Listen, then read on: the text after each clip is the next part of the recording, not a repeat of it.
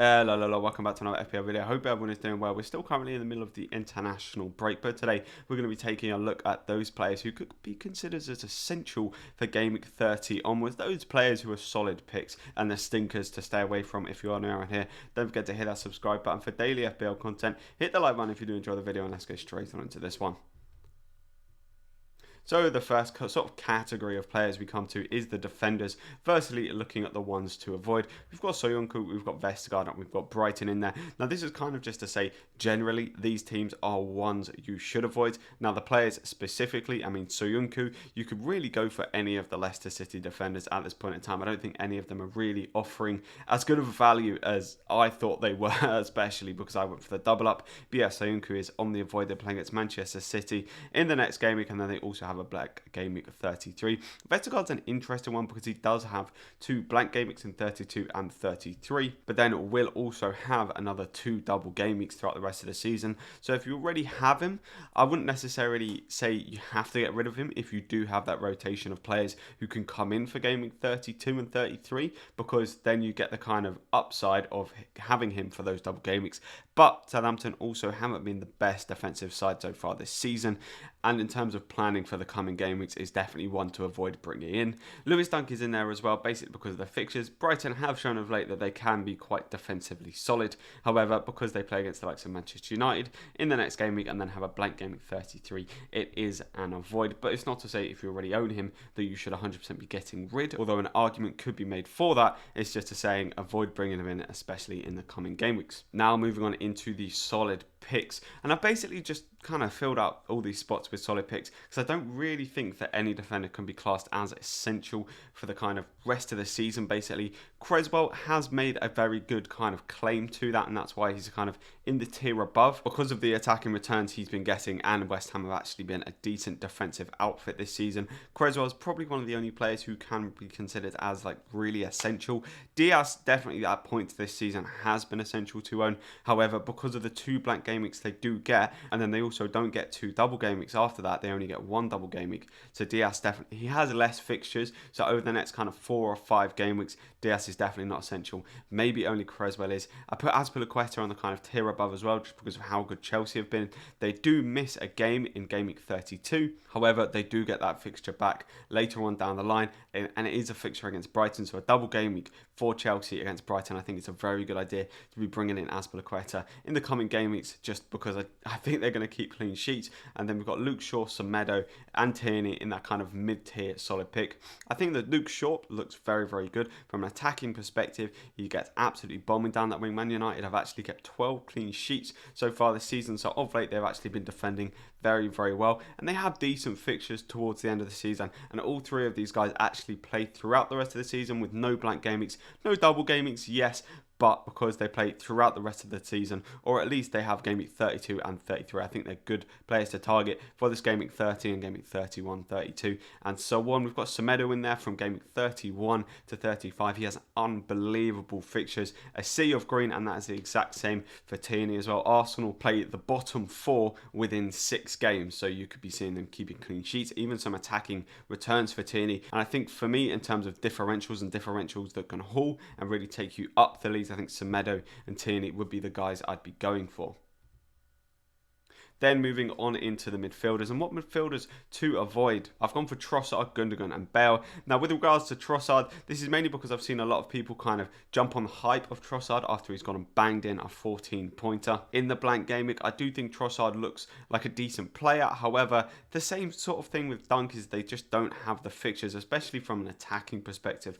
Playing against the likes of Manchester United, yeah, okay, they do play against Everton, which Everton haven't actually been as good defensively as you may think. They've only kept 7 clean sheets so far this season, which is actually less than Leeds. So he definitely could go and do something against Everton, but then after that, they have a blank game week. So I think that Trossard for me is one to avoid. Avoid the hype on Trossard at the minute. Gundogan is in there because, yeah, I think Gundogan's time is done now. I feel like there's going to be a lot of rotation, and also with De Bruyne back and just the way that Pep is now playing Gundogan, he's making a lot less of those kind of late runs into the box, which is kind of why he was scoring so many goals, is because he was making those runs into the box. Now he's sitting a lot deeper cheaper, and I just don't think he's going to get the attacking return, so it's definitely an avoid for me for Gundogan. And now the last one, Bale. Now, I think Bale, as I've mentioned many times before, he can give you that kind of X factor, that player who can haul, but just because of the rotation, we don't know whether he's going to play week in, week out. If he does play, he may only make it to the 50th minute. There's just too much of a rotational risk there for me, especially when the midfielder spots are kind of so valuable this year, and there are other players that can easily kind of fill that role. Now, taking a look onto the solid picks, we've got the main man coming in first, Jesse Lingard. He's looked pretty unreal since he's donned the West Ham shirt. Only blanked in one game week, pulling off that nice double-digit haul against Arsenal. Jesse Lingard plays, or West Ham, sorry, play until the end of the season without blanking, without double game week, yes, but they have unbelievable fixtures from about 34 to 38. They only have one bad fixture, which I think is against Chelsea, but even until game week 34, they still play the likes of Wolves, they play the likes of Newcastle, and from an attacking perspective, you can definitely expect some kind of attacking return from Jesse Lingard. Next, we've got Pedro Neto. Now, I probably would be avoiding Neto for game week 30, but 31 to 35, as the same was with Semedo. Wolves have unbelievable fixtures playing against the likes of Fulham, West Brom, Sheffield United, Newcastle, and from an attacking perspective, I'm licking my lips at those fixtures. Oh my word, I think I'm definitely set personally on bringing Neto in. He's been pretty consistent so far this season with these fixtures. They're going to bring some form. I just think Neto is a great option. In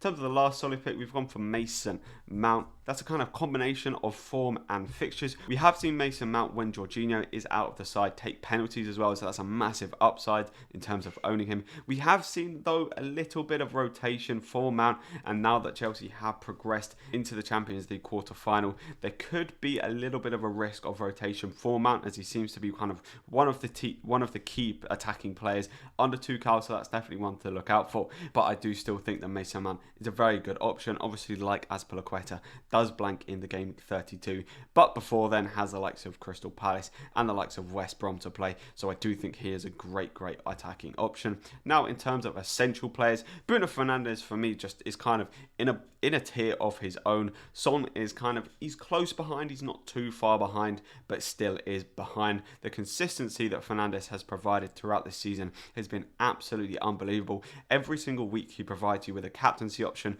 so if you have taken Bruno Fernandes out, I do think it is time to get him back in, especially with the fact that he doesn't blank for the rest of the season, like the likes of Manchester City, Chelsea, Southampton, and so on. In terms of Heung-min Son, he's one to monitor in terms of injury, but I do think he will be back for the Newcastle game, and if he is, he could absolutely smash it. Spurs have good fixtures throughout the rest of the season, although they do blank in game week 33. They will then get a double game week at some point throughout the rest of the season as well, so I do think owning Son is going to be very good. And from game week 34 onwards, they play the likes of Sheffield, Leeds. I mean, just from attackers' perspective, it looks unbelievable, and I do think you're going to want Son in your team.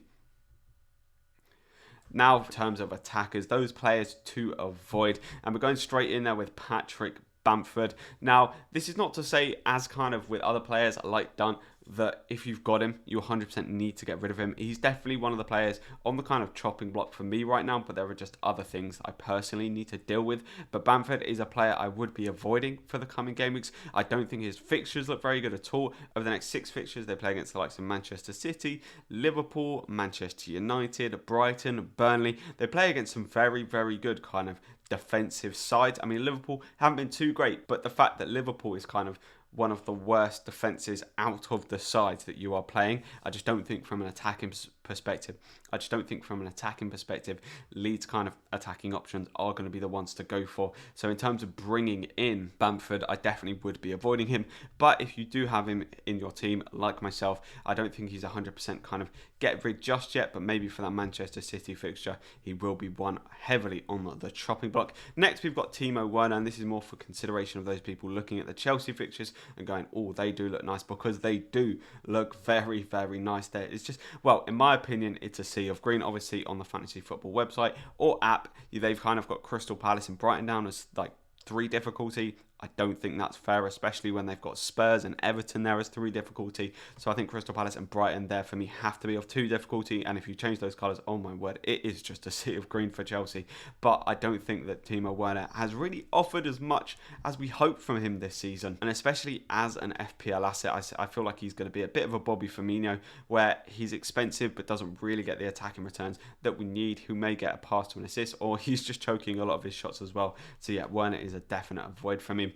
Now we move on to Jamie Vardy, who some of you may have been eyeing up, especially after that performance against Sheffield United. Now the reason that Jamie Vardy is an avoid is similar to Soyuncu, is just because their fixtures over the next 3 just don't look very good at all. After they have a blank game week 32, I do think it was a very good idea to get in the likes of Jamie Vardy, even an Iheanacho if Harvey Barnes is back and fit by then. Leicester City assets could be very, very good, as they will have a double game week due against West Bromwich Albion. So I do think someone like the likes of Vardy could even be a very strong captaincy contender for that game week. But for now, in the coming 3 game weeks, it is an avoid for me just because of their fixtures and the fact that they've got a blank fixture as well in game week 32. But it's definitely not an avoid for kind of a long period of time. It's just an avoid for now. Now moving on into the solid picks, we've got Antonio, Calvert-Lewin and Chris Wood. I'm going to start off with the one that you may think is a little bit surprised to be in that, and that is Chris Wood. I do think that Chris Wood is a very, very good player, a very good striker, and had he been playing consistently throughout the season, I think more people would actually be looking at him, especially with the kind of back end of the season and the run of fixtures that they do have. I think that Chris Wood could be a very, very viable option. However, if you go for Chris Wood, you're kind of committing to him until the end of the season, so that's why he's kind of in there for me, is that he's a solid pick until the end of the season. But if you wanted to do a little bit of playing around and maybe go for an attacker that has really good fixtures in the next kind of 2 or 3 game weeks, and then bring in Ollie Watkins, who will have at least 2 double game weeks. I mean, hopefully after game week 33, but it could be before then. So it's just one to watch out for. But I think Chris Wood until the end of the season could be a very good pick. Then we've got Calvert-Lewin, who's got fixtures throughout the rest of the season in terms of he does not blank. And then he's also drew a double game week as well. So in terms of just the pure amount of fixtures that Everton are going to have, he looks like a great option. Attacking wise as well, you do have his partner up front, Richarlison, who I think, to be fair to him, over recent times has actually staked his claim to be put into your teams ahead of Calvert-Lewin. I think I would just about personally be still leaning to Calvert-Lewin just because he only needs 1 touch and bang, he's scored. But Richarlison's definitely better for the bonus points. If Richarlison scores, you're likely to get 2 or 3 bonus points, whereas Calvert-Lewin scores, you're likely only to get that 6-pointer. So it's definitely something to consider. And then Antonio is in there because he just looks like an unbelievable attacking asset. West Ham are absolutely gunning for the Champions League spots this year, and if this man can stay fit, he could be an unbelievable asset for your fantasy team. And then moving on into the essential picks, and there's really only one man we can put in there, and that is Harry Kane. You just have to be owning Kane. He's a captaincy option until the end of the season. He's having an unbelievable season. Like what I said with Son, Spurs actually do have good fixtures throughout the rest of the season, although they do blank in game week 33. And I personally think that having the double up of Kane and Son is, just going to be absolutely unbelievable over the coming game weeks. Captain Kane throughout pretty much the rest of the season, along with a bit of a rotation there with Bruno Fernandes. And there's not much more to say other than Kane is essential. Buy him, have him, put him in your teams because he is an unbelievable player and continue to bang goals throughout the rest of the season. So I hope you have enjoyed this quick little essentials video, taking a look at those players who are solid picks, those players to avoid as well. Let me know down in the comments any players you're thinking of bringing in, any players that I've missed out, any players you think 100% avoid, 100% are good or just are solid picks. And those, if I've missed out any essential players, I don't think that anyone apart from the likes of, Kane, Son, Bruno Fernandes, maybe Creswell gets himself in there, can really be considered kind of essential. Maybe for certain game weeks, maybe in the double game week that Leicester have, you could consider Jamie Vardy as being essential. But other than that, I think it's just going to be for singular game weeks that certain players will be essential. But Bruno Fernandes, Kane and Son are going to be the ones for me essential for the rest of the season. If you have liked the video, don't forget to hit that like button, hit the subscribe button for daily FPL content, and I'll catch you in the next one. See ya.